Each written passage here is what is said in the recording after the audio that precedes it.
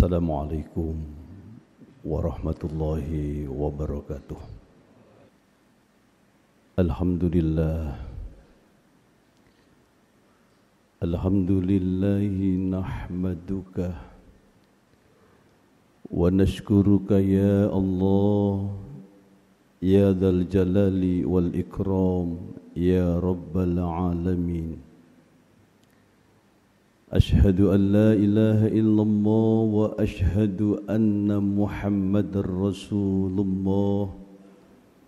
Allahumma salli wa sallim ala nabiyyina al-karim ibnil karim al-mustafa al-mukhtar sayyidina Muhammad sallallahu alaihi wasallam wa ala alihi wa ashabihi ajma'in. Ayyuhal muslimun rahimakumullah, usikum wa nafsi bittaqwallah.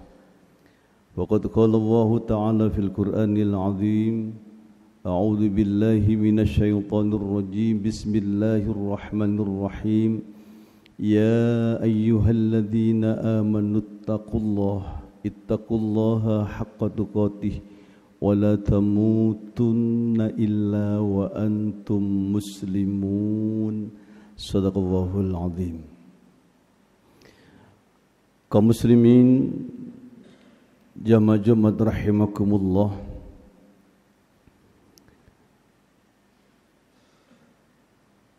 pada saat Rasulullah Muhammad sallallahu alaihi wasallam akan meninggal dunia, beliau didatangi oleh malaikat Jibril alaihi salam. Nabi kita pun bertanya kepada Jibril, hal tanzilu min ba'di? Kalau nanti aku sudah wafat, apakah engkau akan turun lagi ke bumi, ke dunia? Jibril alaihi salam menjawab, na'am, sa'anzilu min ba'dik. Benar ya Rasulullah, saya masih akan turun lagi ke bumi, ke dunia setelah Anda berpulang ke rahmatullah. Nabi kita bertanya, berapa kali engkau akan turun lagi ke bumi? Jibril alaihi salam menjawab, 10 kali. 10 kali. Nabi kita bertanya, untuk apa? Seluruh ayat-ayat suci Al-Quran sudah selesai diturunkan, Tuhan masih akan turun 10 kali lagi ke dunia, untuk apa? Jibril alaihi salam menjawab, saya ditugaskan oleh Allah untuk mencabut mutiara-mutiara dunia, jawahirud dunia, 10 mutiara kehidupan dunia. Kalau 10 mutiara kehidupan dunia ini sudah dicabut, maka kehidupan dunia ini akan menjadi gelap, karena mutiaranya sudah tidak ada. Cahayanya sudah lenyap, keindahannya pun sudah sirna. Apa saja 10 mutiara yang akan kau ambil wahai Jibril? Malaikat Jibril menjelaskan antara lain adlul umara, keadilan para penguasa. Jadi dunia ini akan bercahaya, dunia ini akan menjadi terang benderang kalau para penguasa itu bersikap adil. Sebaliknya, dunia ini akan menjadi gelap, sedih, banyak air mata yang bercucuran kalau para penguasa itu bersikap tidak adil. Dan keadilan itu merupakan salah satu faktor yang menyebabkan hancur dan tidaknya sebuah negara. Kita bisa ngambil satu contoh misalnya. Ada orang terhormat mencuri, berbuat salah. Maka ini diminta, jangan dihukum. Tidak usah diadili, nanti bisa memalukan keluarganya, memalukan jabatannya. Tapi kalau ada orang kecil berbuat salah, mencuri misalnya, diminta supaya dihukum yang seadil-adilnya. Apa kata Rasulullah Muhammad sallallahu alaihi wasallam? Model-model kehidupan seperti inilah yang membuat bangsa-bangsa terdahulu hancur berantakan. Kalau yang mencuri orang kecil diadili seadil-adilnya, sementara kalau yang mencuri orang besar, orang terhormat, dibiarkan begitu saja. Ini kata Rasulullah yang menyebabkan bangsa-bangsa yang terdahulu hancur berantakan. Dan pada saat itu pun Rasulullah sempat bersumpah, wallahi, demi Allah, insyarakat Fatimah, kalau seandainya Fatimah putriku mencuri, maka akulah Muhammad, kata Rasulullah. Akulah bapaknya yang akan memotong tangannya sendiri. Inilah para jamaah yang dimuliakan oleh Allah, pernyataan Rasulullah yang sangat-sangat populer, yang memberikan kepada kita sebuah contoh keadilan yang tidak bisa ditawar-tawar. Berikutnya mutiara kehidupan yang akan diambil oleh malaikat Jibril adalah sakhawatul aghnia,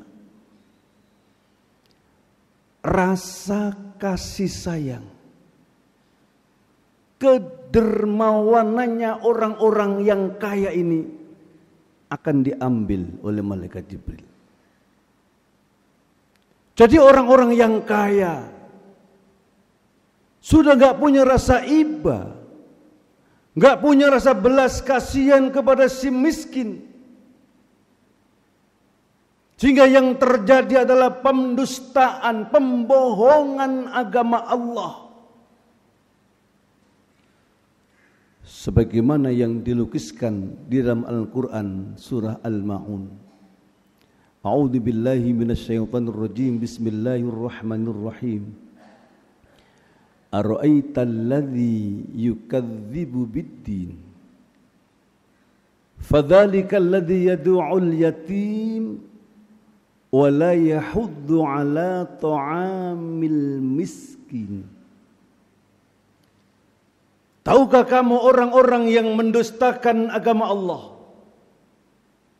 Mereka itulah orang-orang yang menghardik anak yatim dan tidak mau memberi makan kepada orang-orang yang miskin. Bahkan mereka tega sampai hati mengambil hak-hak milik orang fakir miskin.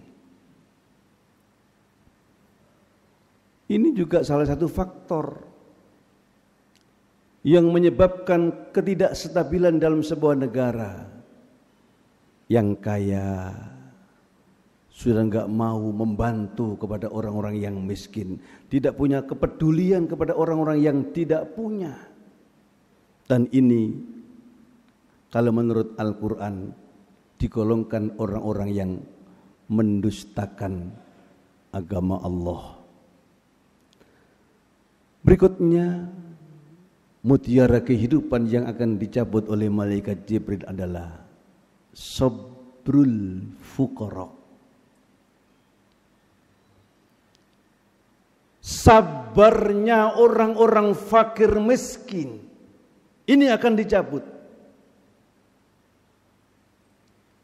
Jadi orang-orang fakir miskin tiap hari cuma bisa ngamuk, cuma bisa marah. Mereka enggak ridho dengan takdir yang namanya kemiskinan, sehingga mereka akan membakar, merampok, menjara, membunuh. Karena sudah tidak lagi sabar, ikhlas dengan takdir yang namanya kemiskinan. Para jamaah yang dimuliakan oleh Allah, dulu bangsa kita ini terkenal dengan bangsa yang solider, bangsa yang gotong royongnya tinggi.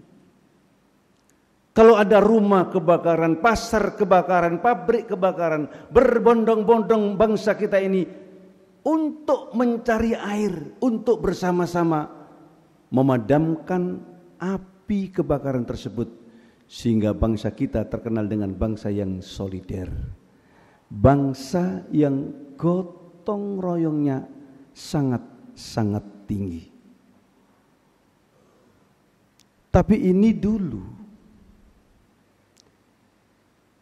Sekarang ini sudah mulai berangsur-angsur berubah. Yang berubah bukan wajahnya, yang berubah bukan tangannya, tapi yang berubah adalah mentalnya, hatinya. Saya bisa ngambil sebuah contoh. Ada sebuah pasar yang kebakaran. Toko-toko bagian belakang terbakar. Sementara toko-toko yang bagian depan tidak terbakar, tapi justru barangnya dihabiskan. Tidak menolong kepada orang yang kesusahan, yang terbakar dibiarkan terbakar. Sementara yang tidak terbakar barangnya dihabiskan karena orang bersama-sama merampok dan menjara. Kenapa bangsa kita ini kok berubah seperti ini? Barangkali mutiara kehidupan dunia ini sudah hilang di tengah-tengah kita. Dan tentu ini nggak boleh dibiarkan, harus diobati. Dan tentu obatnya tidaklah ringan. Di antaranya menurut sahabat Umar bin Khattab, obatnya adalah dengan jiwa yang khusyuk. Wasta'inu bis sabri was shalah wa innaha lakabiratun illa 'alal khasyin. Dalam musibah, dalam bencana, mintalah pertolongan kepada Allah. Jangan putus asa, jangan gelap mata. Jangan kau halalkan segala cara.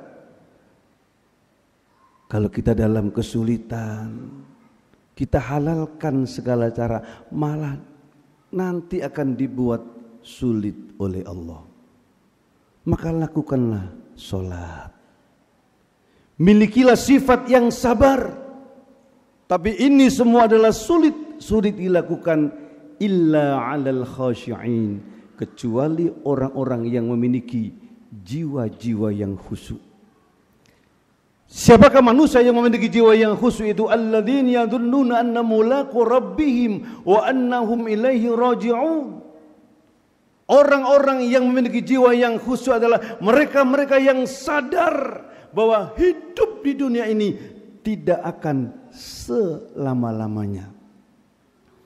Saya di sini, juga semua yang hadir di sini, suatu saat akan meninggalkan dunia ini. Dan kalau sudah mati meninggalkan dunia ini, tidak berhenti di situ saja.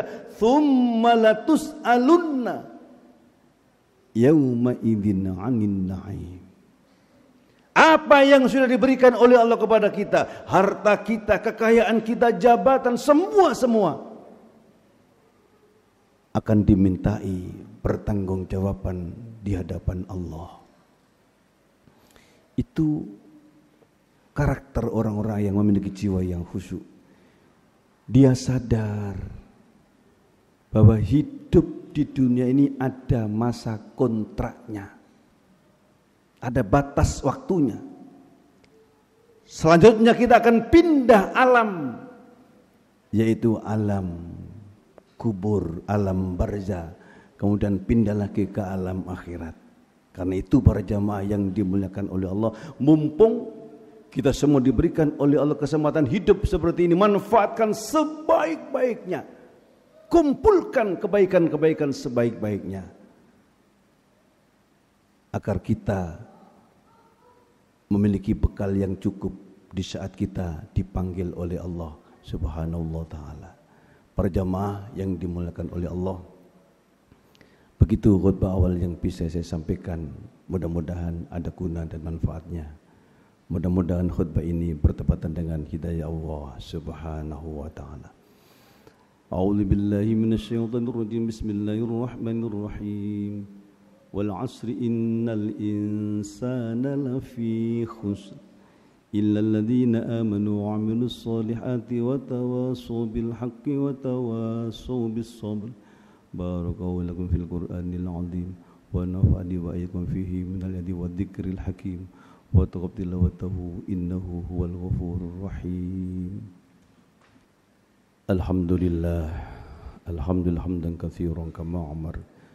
Asyhadu an la ilaha illallah wa asyhadu anna Muhammadar Rasulullah. Allahumma salli wa sallim ala sayyidina Muhammad wa ala alihi wa ashabihi ajma'in. Ayyuhal muslimun rahimakumullah, uwasikum wa nafsi bitaqwallah. Faqad qala Allah ta'ala fil Qur'anil 'azim. A'udzu billahi minasyaitonir rajim. Bismillahirrahmanirrahim. Ya ayyuhalladzina amanu ittaqullaha haqqa tuqatih wa la tamutunna illa wa antum muslimun. Innallaha wa malaikatahu yusalluna 'alan nabi. Ya ayyuhalladzina amanu sallu 'alaihi wa sallimu taslima. Allahumma ighfir lil muslimina wal muslimat wal mu'minina wal mu'minat al ahya'i minhum wal amwat. Rabbana ighfir lana dhunubana wa liwalidina warhamhuma kama rabbayana shighara. Allahumma inna nas'alukal jannah wa ma qarraba ilaiha min qawlin aw 'amalin wa na'udzu bika minan nar wa ma qarraba ilaiha min qawlin aw 'amalin. Allahumma ij'alna wa ahlina wa auladana wa dhurriyyatina wa talamidana ya Allah min ahlil ilmi wa ahlil khair wa la taj'alna wa iyyahum min ahli syarri wal dhair. Allahumma anzilir rahmah wal maghfirah was sakinah wal mutmainnah was salamu alaina jami'a wa ala baladina Indonesia. Rabbana atina fid dunya hasanah wa fil akhirati hasanah wa qina adzaban nar. Ibadallah, innallaha ya'muru bil adli wal ihsan wa ita'i dzil qurba wa yanha 'anil fahsya'i wal munkar wa la dzikrullahi akbar.